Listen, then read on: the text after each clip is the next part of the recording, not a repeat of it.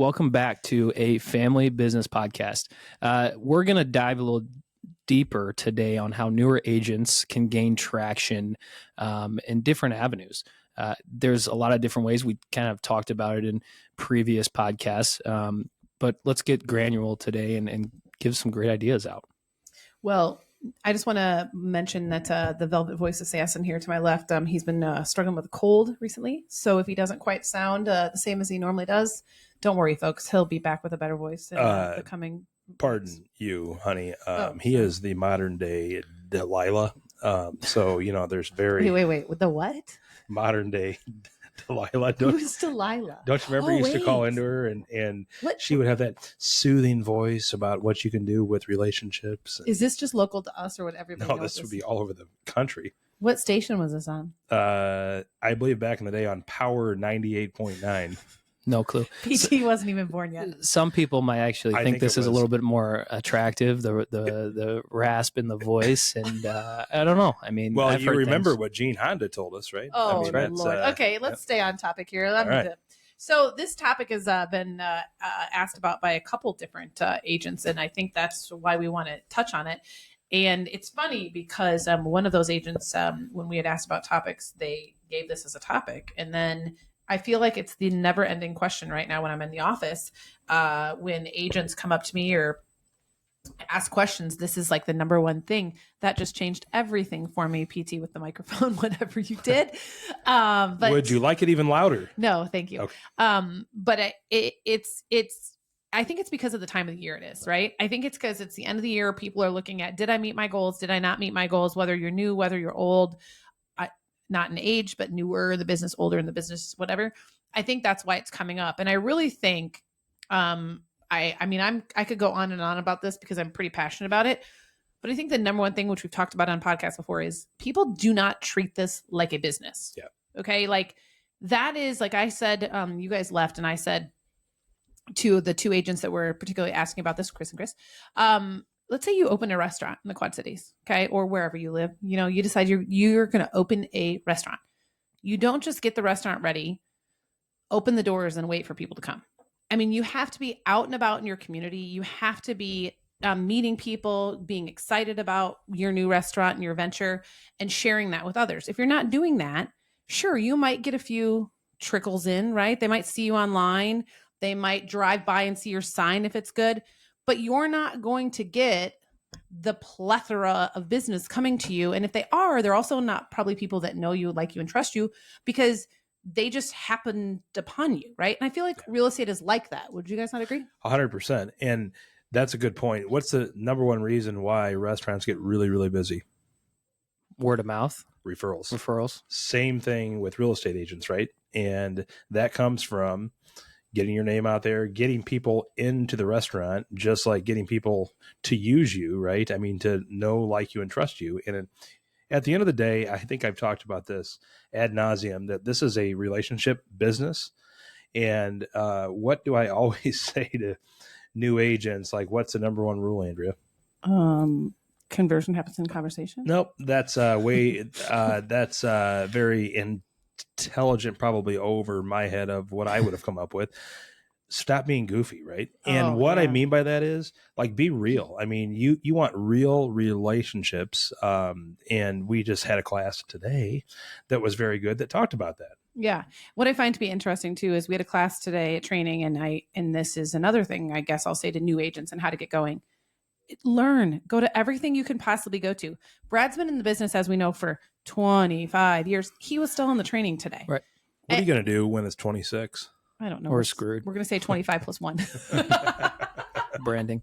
But no, I 100% agree. It's part of it is showing up, right, and actually learning. Part of it is then taking away and actually putting that into action. But just being in the same room as all the other people that have shown up, right, that allows you to bounce questions off or hear other questions that you might not have thought of. So there's multiple facets to being in that room and being at a training. It's part of it showing up, but also putting into action. Yeah, past that. 100%. And like you just mentioned, I've been in the business for 25 years. But I learned a lot in that little class that we actually took. I mean, we're decent at our database, and that, they get hit every once in a while with like actual postcards, emails. We do these giveaways. But that being said, the biggest deal, and I would agree with him, is the personal relationships, that those that we stay in contact with still, those are the ones we get the most amount of referrals from. And that's that they enjoyed working with us. And well, great example. Hello. So we've got an offer that just came in today that came from a client that started from a tree of clients a long time ago. All of these people are all people that we have stayed in touch with, and not just talking about business. I mean, just about life. Actually, we sent the brother-in-law a happy birthday message over the cell phone. Well, video. What is he talking about? Last week. Yeah, last week okay, in our Illinois gear, Okay, which sorry. we're still wearing. Yeah. Well, one of us is. ILL. I and I.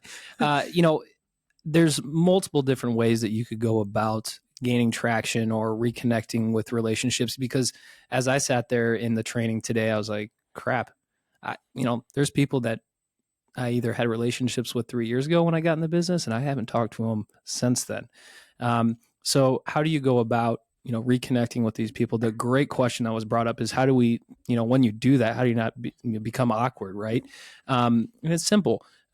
There's a great way to go about it. I don't know if I've talked about it on a previous podcast, but there was a trick called, and everybody has their social media ideology and how that works. But a simple one is on Facebook. You go to your friend list and you pick out, somebody that you haven't talked to. The number is 25. So you pick 25 people that you need to interact with 5 times with 5 days. So you take that into the week. Either that's a comment or a like, and then those people will start to see you show up again, right?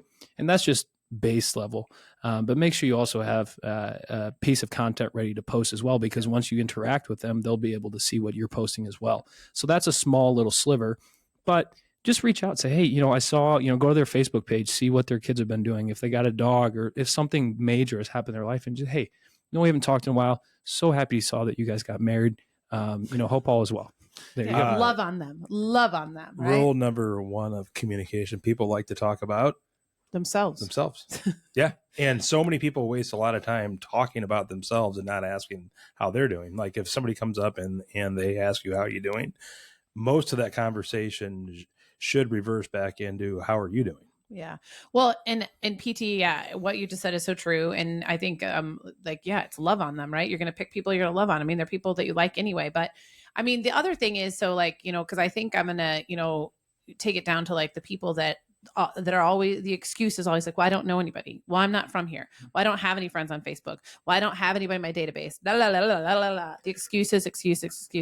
I mean, those may be all true things, but guess what? And I told this story today in the office, is that when I moved to the Quad Cities, and I say moved to the Quad Cities because I grew up in a small town north of here, went to school. Lowmore, Iowa. Okay, well, I actually say that I grew up in DeWitt, but yes, I grew up in a farm out in the middle of nowhere. So I rode my bus for over an hour. Comanche address. Oh my gosh. I rode my school bus for over an hour. She has the pride and joy of Lowmore, Iowa. Okay, my family I didn't have a lot. My dad was a carpenter in the 80s. And so, yeah. And then I had 3 brothers and sisters. And so we didn't do a lot of social things because my parents couldn't afford to take me to do a lot of social things. So I didn't really know a lot of people. When I moved to the Quad Cities, that still held true. I had 1 or 2 people that had went to high school with, that one worked at the chamber. I don't know, a couple other people maybe at a bar or something worked, but really I knew no one. And I'd also moved away for 2 years. I lived in Dallas. But anyway, the moral of the story is, when I took my job at the hotel, which was my previous career before Brad, I originally started at a Hampton Inn, and I was their only salesperson. There wasn't anybody else in my office. And I had to figure out a way to fill hotel rooms and meeting rooms. That's what I had to do. But guess what? I didn't know anybody, right? The people that are going to fill those meeting rooms and those hotel rooms are typically business owners or conferences. Well, I had to literally get out of my comfort zone to figure out how I could because why do people do business with you? They know, like, and trust you. Okay, they didn't know me or like me or trust me because they didn't know who I was. So, I've told the story. I literally, one of the big things I did was got involved in the chamber. And I mean, some people that might be a great thing. Other things, you know, PT, there's, and I talked about that, like pick something you're passionate about from a not-for-profit standpoint, pick some committee that you can, you know, donate your time to. But for me, it was the chamber. And I happened to have a high school friend who was the director of membership services. So that helped a little bit. But anyway, I would go to these like 7 a.m. breakfasts, which by the way, 7 a.m. breakfast. Oh, Speed card dating. well, actually, no. Oh. But I was telling people like, they're like, well, how do you do that? You know, how do you just talk to people you don't know? I mean, and at that time I was like, I don't know, 26, 27 years old. And I can remember, true story, I would stand in front of the mirror in the morning in my bathroom and I would literally like talk to myself and I'd be like, okay, you can do this, Andrea. You can go, because I didn't know a single soul. Right. And I told people when I first started going, I would go and I'd sit down at a table and I was kind of like, okay, hope somebody talks to me. But then I was also like, don't talk to me because I don't know what I'm going to say to you. But that's how it starts, right? You just, you kick up one conversation with one person, you connect with them. The next time you go, you know one person. The next time you go, you might know two. I wouldn't walk up to people and be like, oh, hi, I'm Andrea BOEYE. I'm the director of sales at the Hampton Inn Davenport. Did you have any conference rooms you'd like to book? Would you like to book a block of rooms? You got a party? Anything? What can I? No. And people do though, I and that's know. not an It's effective goofy. way of getting business. What is your rule? Stop being goofy. Stop being goofy. Just make a genuine relationship. Well, and the majority, I would say probably 80% of the people are in the same position, right? Yeah. They're thinking the same thing when they're driving up to the get together. They're in the same mindset, right? So just take it and run with it, and just be genuine. That's what's going to get you further down the road in those environments. Yeah. And, I said this, so I was talking to two people and one of them was similar to you, Brad, which some have heard the story, like, and you, PT. I mean, people know who your family is. They know who you are. Like I always say, like doors open for you guys that don't open for a lot of people because you just have that name recognition, but not everyone has that. Right. And there's an agent in our office that definitely has that. And I'm like, you should be tapping into that. Right. He was originally in the flooring business and his family had a great reputation. Like he should be tapping into that. But if you don't have that, it's okay. Just go and get involved, make those genuine connections. And it's not like anybody's going to instantly, I mean, maybe someone's, oh my gosh, my friend's looking, whatever. But either way, those are people you're going to meet. If you like them, you're going to keep it. Just like if you want to make friends with someone, right? If you like them, you get their information so you can go hang out. Same concept, guys. Right. That's just then if you like them, maybe they know someone that's looking to buy or sell or invest. Well, and there's always something going on, right? I mean, our we think of our area as smaller compared to your Chicago, your New York, your LA, Southwest Florida, and so on. But I guarantee, if you're an introvert and there's things that you like to do at home, I'm sure there's the same thing where the same group of people like to get together and do it, right? Whether it's video games, book club, and so forth. Find those people and embrace it. Yeah. Well, and the other thing that I talk about is that we just actually posted a social video about this because when I met you, Brad, why don't you tell the story that we just talked about on social media? When I met you and you worked in the Davenport office, what was your like daily routine when you were at the time? Let's say what were you selling? Maybe back when I met you, probably $4 to $5 million a year. Okay, and you've been in the business for about 5 years. It was 27 when I met you, right? Okay, so you've been in the business for 7 years, and that's all you were selling. 5 years. Okay, anyway, so what was your daily routine in your office? Well, my daily routine was to talk into the microphone. Yeah, that would probably help here. I would wake up, 8:30 in the morning, have a cup of coffee, watch the news, get into the office about 10 or so, work a little bit, not knowing what in the heck I was really doing. Now, this was right when I got to the Davenport office. And then we would all go to lunch together at around noon. And then hopefully I had some clients to show homes to. But if not, I would go home and I would watch what was that show on ESPN that was so popular at 4 o'clock? I'm picturing it now. It's like something the Bell or something. Yeah. And I have no clue. So that was kind of my day. Then Scott Case got a hold of me and said, you need to do these things. And Jerry Rossi. And then I actually had some structures. So going back to what you're saying is you got to treat it like a business. Yeah. Well, and when I met you and we'd been dating for a little while, Brad. I was probably 25. By the time I met you, Andrea, I wouldn't say, I wasn't per se a grinder. We're going to but pull up the stats and we're going to revisit that on another But podcast. I would say after I met you, though, like the visions got a lot bigger than they were before I met you. Like I thought I was young, so I wasn't going to be able to sell that much more. But And you also, said, no, that's yeah, not true. yeah, that's not true. But also, so you would call me, and because I was still at the hotel at that point, so you would call me and you would be like, "Oh, we're going to lunch." I'm like, "Who are you going to lunch with?" And then you would say, "Oh, all the realtors." And then what did I say to you one day? If the waitress wants to buy a home, which one of you is she going to buy it from? Is she going to have to draw straws? I said, "You're going to flip a coin." Yeah. Oh, and the TV show was pardon the interruption. Yep. There you go. But just think about that for a minute. That's a lot of what we do, and there's nothing wrong, right, with having friends in real estate. You need to foster those relationships. You need to have a collaboration. It helps deals go smoother. It helps everybody. But at the end of the day, when you're building a business, here's a nut. Like if you have a restaurant, again, you don't go out to eat and drink and everything with everybody that works in your restaurant. Number one, because some of them have to be working. But number two, like you want to meet other people that don't know about your restaurant. Same thing in real estate. Like you need to get out of your comfort zone so that you can meet new people. I mean, I dare anyone right now that's listening to this podcast, do this. Okay. I want you to do this, especially in January.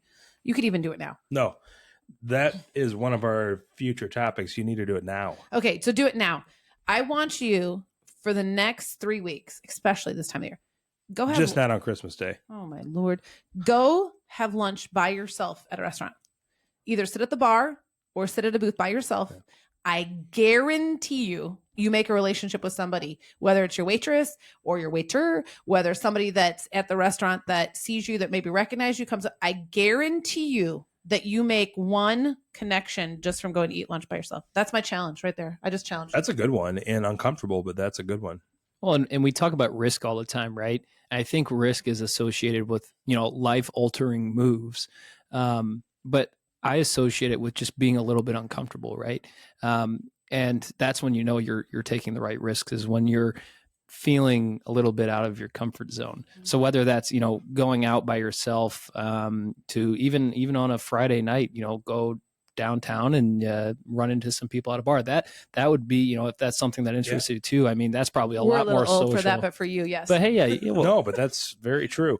Well, and what a lot of people don't realize is that other person that you're calling to, or now we're like going to kind of a different topic along the same lines, is to invite somebody out to lunch or coffee or drinks or what have you. But a lot of people really think, oh, well, they might say no, or this is kind of embarrassing. This is hard to really do. People don't realize that everybody's insecure, right? Like even the one person that you really think is like on top of the world that would reject you or whatever, more than likely they're not going to reject you. And they're also going to think, wow, I really like that person. And even if it's somebody, I remember when I was in Champaign, which like kind of got me out of my comfort zone quite a bit. There was this gentleman at the time was what he had donated to the university was actually paying the head coach's salary. And my dad said, before you leave Champaign, I want you to call Doug Mills and I want you to have breakfast with him. And I was like, I had met Doug Mills probably 10 times in my life, and I was scared to death of him that he was. And you're what, 23? Oh, I was like 22. And I was scared to death of this guy. And so I just finally built up the courage, and we ate breakfast at La Peep in Champaign. And I got more out of that one little interaction than I probably learned the entire time I was in Champaign. And it was just picking his brain and just asking him questions about how he got where he really got. And it like got me going. And clearly it took me a few more years to really get going, but just to build yourself up and to have those conversations, because I'll guarantee in the back of his mind, he was probably like, this is so neat that a 22-year-old called me to just ask me how I got where I got. And I just really think a lot of people don't realize that everybody's human, and most people, the vast majority, want to help you.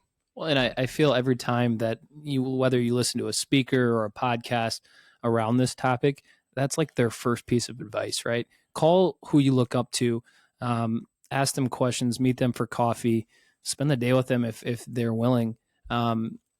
Because the only thing you're going to do is not only learn, but it impresses people. It shows your initiative, and that gains trust almost immediately. Absolutely. Well, Yes. and going back to like putting myself out of my comfort zone, and not only I did the breakfasts and I got on a couple committees, but I mean, Brad knows this. When I got in the business with him, those people then turned into real estate clients because they were people out of relationships. And to what you guys were just talking about, there is so many things from a confidence standpoint, and also just learning about the Quad Cities and learning about leadership that I learned because most of the times I was talking to the HR director or the owner of those companies. And to your point, how does that happen? I mean, I had to get out of my own way and just do that, right? I mean, I look back at even some of our clients that you just look back, you're like, how do you even know that person? But you can trickle it back to those relationships, which, I mean, that was like something that happened over 5-10 years. And like, that's the thing too, is like people like, we don't have any in my database. Well, if you continue to say, I don't have anybody in my database and I don't have anybody that in my contacts to call, but you don't do anything to add, I mean, the only way you're going to add people is by meeting people and having conversations. Well, if you don't go and meet people and have conversations, then you never have anybody in your database. So And what does Ed Milet say, Andrea? change your landscape. Well, that's what I taught you yesterday. But you're just one conversation away from absolutely changing your entire life. I mean, just really think about that. And that's true for everybody out there, that a lot of these people came from nothing and they just met one person that believed in them and totally changed their life. It's true.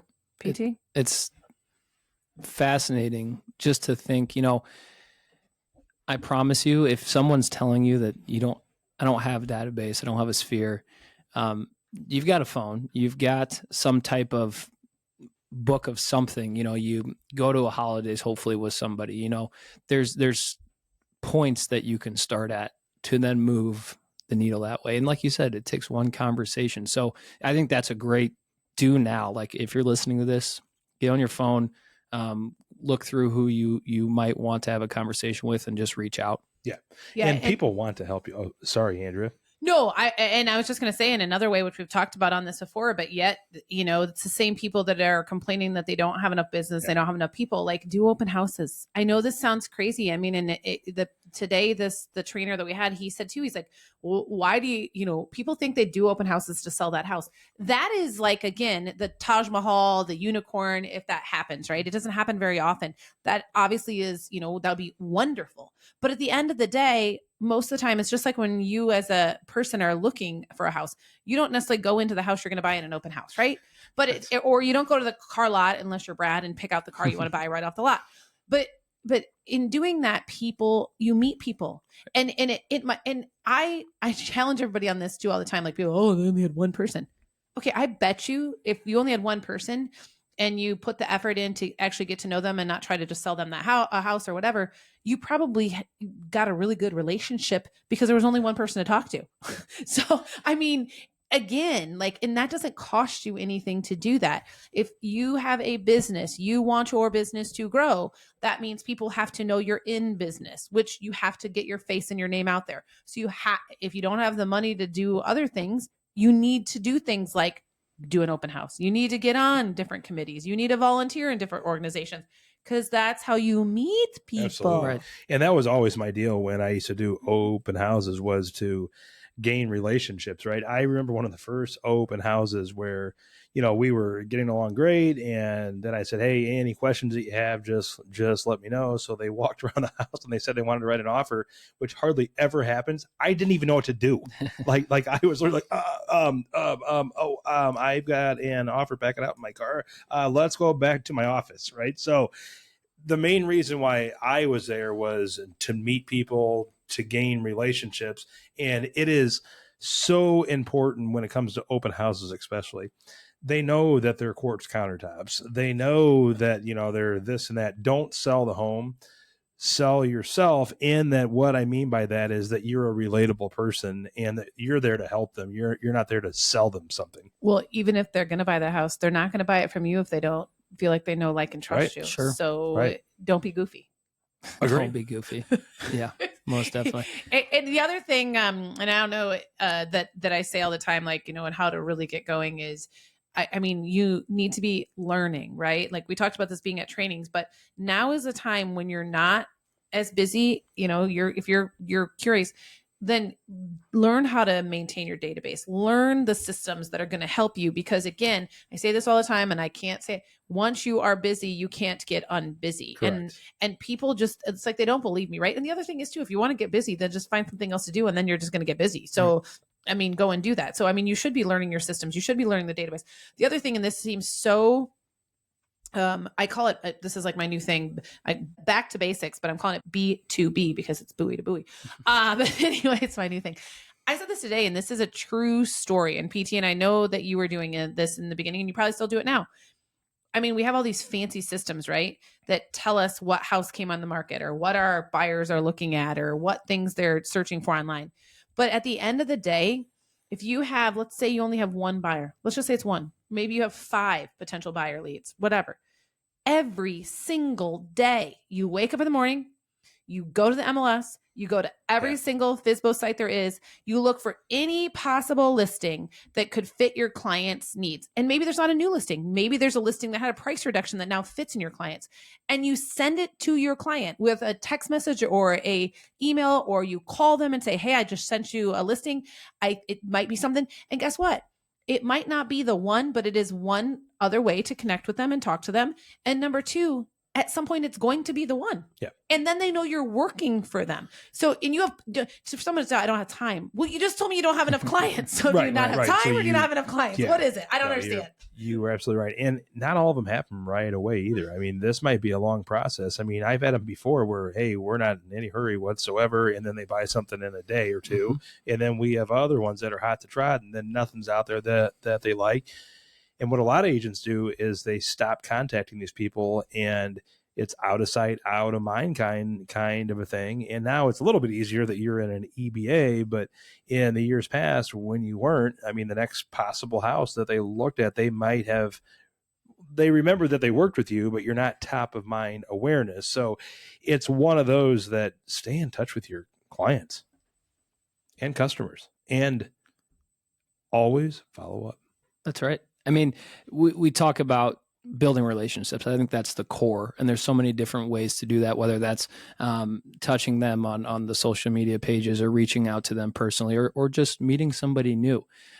So right now, our challenge to you right now as you're listening is go do it now. Maybe pick one thing to gain that traction that leads to the next. So if you have some great ideas that you're currently working on, drop it in the comments. Let us know, because at the end of the day, sharing knowledge and ideas is only going to help everybody. So share and let us know how you're gaining traction this December. Yeah. And if you don't already, follow the show so you don't miss any future pods, because we have some good stuff coming in 2026. I love it. Peace. Peace.